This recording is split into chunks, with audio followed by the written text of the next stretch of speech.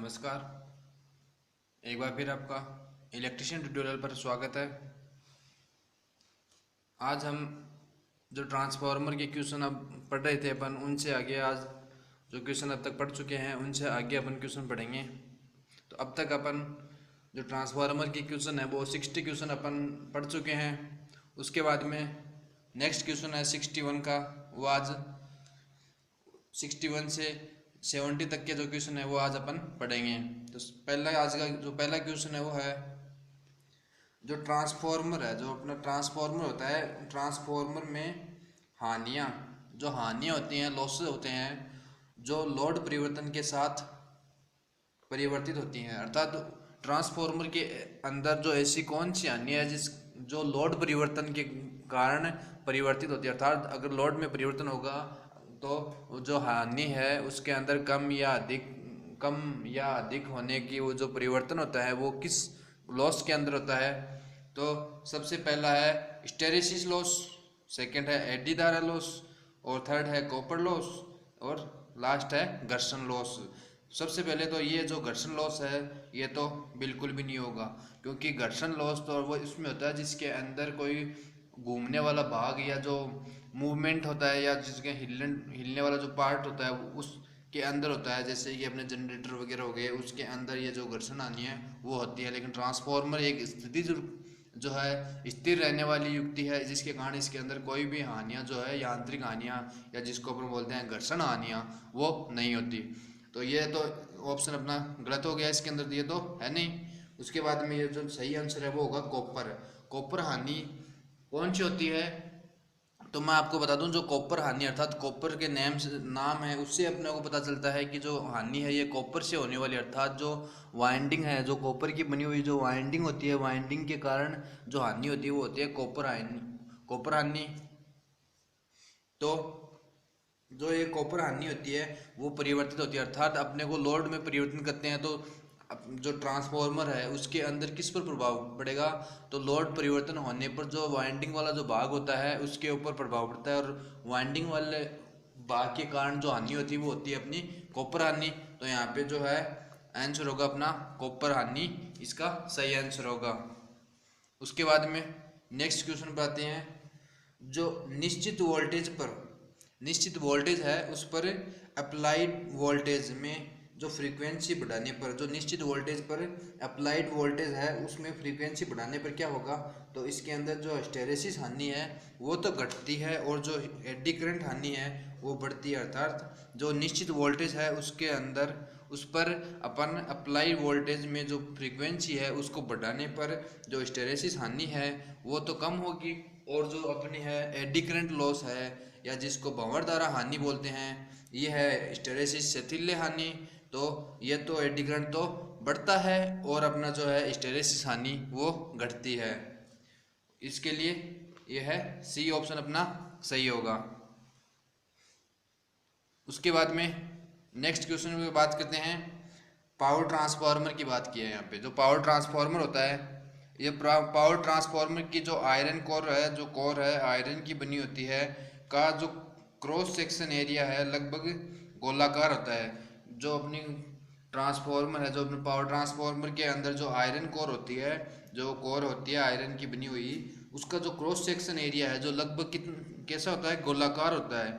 ऐसा इसलिए किया जाता है, अर्थात जो आयरन कोर का जो है क्रॉस सेक्शन एरिया है उसको गोलाकार, अर्थात जो अपनी जो आयरन कोर है उसको गोलाकार क्यों रखा जाता है, इसका कोई कारण, तो ये जो गोलाकार है तो गोलाकार के अंदर जो कोयल बनाना सरल होता है। अर्थात जो अपनी कोयल होते हैं उनको बनाने के लिए, उसको फिट करने के लिए इसके लिए आसानी होती है, जिसके लिए अपने को अपन है जो उसका जो क्रॉस सेक्शन एरिया है पावर ट्रांसफार्मर का वो गोलाकार रखा जाता है।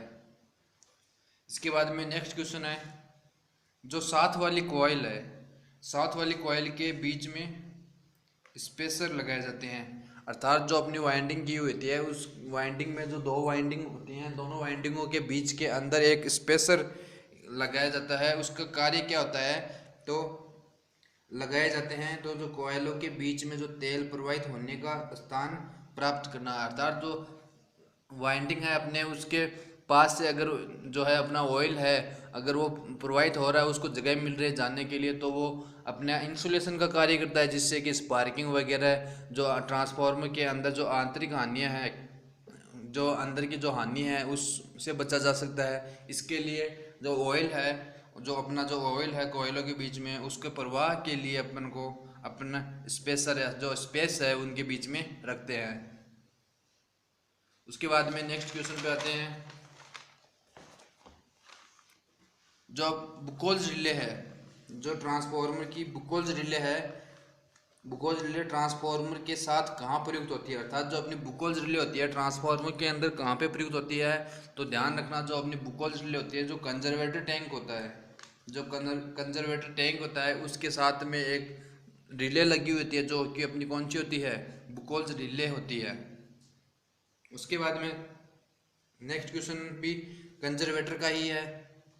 जो कंजर्वेटर का उपयोग किया जाता है, जो यहाँ पे पूछा है कि जो कंजर्वेटर है उसका उपयोग किस लिए किया जाता है, तो कंजर्वेटर होता है जो तेल के फैलाव और सिकुड़न में सहायता करने के लिए जो होता है वो होता है कंजर्वेटर। मैंने बताया था आपको, जब अपन कंजर्वेटर और जो अपना ऑयल टैंक है उसके मेन टैंक बोलते हैं जिसे, उसके बारे में अपन पढ़ रहे थे, तब मैंने बताया था कि जो ट्रांसफार्मर का जो मेन टैंक होता है जिसके अंदर ऑयल और जो वाइंडिंग रखी हुई होती हैं, उसके ऊपर एक जस्ट ऊपर एक छोटा टैंक होता है जिसे अपन बोलते हैं कंजर्वेटर टैंक, और जो जिसके अंदर जो अपना ट्रांसफार्मर का जो ऑयल है, ट्रांसफार्मर का ऑयल वाइंडिंग जैसे जैसे लोड बढ़ता है उस वैसे वैसे जो वाइंडिंग है अपनी वो गर्म होगी, गर्म होने पर जो वाइंडिंग है, जो वाइंडिंग का जो घनत्व है बढ़ता है, बढ़ने के कारण जो ऑयल है वो नलियाँ होती है जिसके द्वारा वो ऊपर जो मेन टैंक के ऊपर जो अपना कंजर्वेटर टैंक लगा होता है उसके अंदर जाता है। उसके अंदर जाने के बाद में अर्थात जो अपना ऑयल है फैलता है, अर्थात घनत्व बढ़ता है उसका, बढ़ने से वो फैलता है, फैलने के कारण जो है कंजर्वेटर में चला जाता है और फिर वापस ठंडा होने के बाद वापस सिकुड़ता है, उसी वापस अपना जो मेन टैंक होता है जिसमें वाइंडिंग की हुई होती है उसके अंदर आ जाता है। तो कंजर्वेटर का कार्य क्या हो गया, तेल के फैलाव अर्थात तेल को फैलाव के लिए और सिकुड़न के लिए जो सहायता करता है वो होता है कंजर्वेटर टैंक होता है। उसके बाद में नेक्स्ट क्वेश्चन है, जो अपना ट्रांसफार्मर होता है, ट्रांसफार्मर के पास अपन जब जाकर देखते हैं तो उसके अंदर एक आवाज़ आती है, एक धीमी आवाज़ आती है जिसको जैसे हम जैसी आवाज़ आती है।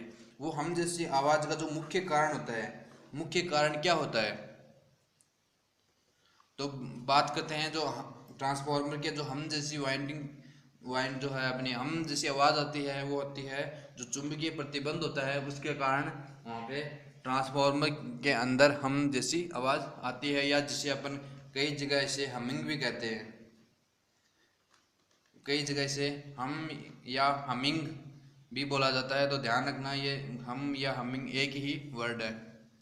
उसके बाद में नेक्स्ट क्वेश्चन है अपना, जो ट्रांसफार्मर है, ट्रांसफार्मर की कौन सी वाइंडिंग, सेकेंडरी वाइंडिंग में इंड्यूस्ड वोल्टेज, जो ट्रांसफार्मर है उसकी सेकेंडरी वाइंडिंग है उसके अंदर इंड्यूस वोल्टेज किससे सदैव 90 डिग्री से आउट ऑफ फेज होना चाहिए, अर्थात जो अपना सेकेंडरी वाइंडिंग है उसके अंदर इंड्यूस्ड वोल्टेज सदैव 90 डिग्री आउट ऑफ फेज होता है। किससे होता है, तो जो है अपनी जो प्राइमरी वोल्टेज होता है उसके 90 डिग्री होता है, ध्यान रखना 90 डिग्री होता है। और तो इसका आंसर हो गया ए, जो आंसर है ए सही होगा।